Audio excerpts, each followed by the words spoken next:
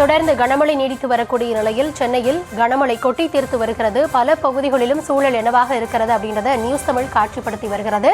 தற்பொழுது திரையில நம்ம பார்த்துட்டு இருக்குது சென்னை ஆலந்தூர் பகுதி. ஆலந்தூர்ல இருந்து விமான நிலையம் செல்லக்கூடிய சாலையில மரண குழிகள் ஏற்பட்டு இருக்கிறது. நம்ம பார்க்கக்கூடிய இந்த சாலையானது கடந்த ஒரு மாதத்திற்கு முன்பாகத்தான் போடப்பட்டு இருக்கிறது. இருந்தாலும் புத்தம் புதிய சாலையில் இப்படி மரண குழிகள் ஏற்பட்டு இருக்கிறது என அந்த பகுதியில் செல்லக்கூடிய வாகன ஓட்டிகள் கடும் குற்றச்சாட்டுகளை முன்வைக்கிறார்கள். கள தகவல்களோடு இணைகிறார் எம்முடைய செய்தியாளர் மொய்தீன்.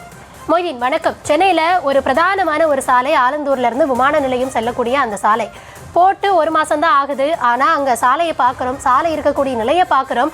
வாகன ஓட்டிகள் என்ன சொல்றாங்க, சாலையினுடைய தரம் தொடர்ந்து அவர்கள் என்ன குற்றச்சாட்டுகளை முன்வைக்கிறாங்க?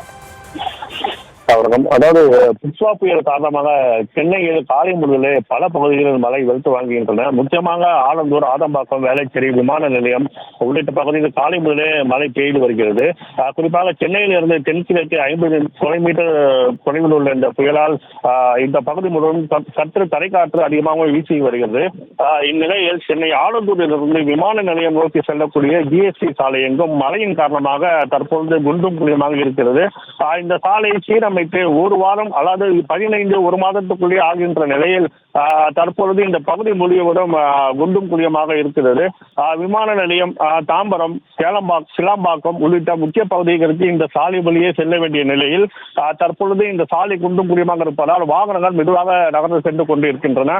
அதிகாரிகள் துரிதமாக இந்த சாலையை சீரமைத்து முக்கிய சாலையான இந்த சாலையில் போக்குவரத்து சீர் செய்ய வேண்டும் என வாகன ஓட்டிகளும் பகுதிவாசிகளும் கோரிக்கையை வைக்கின்றனர்.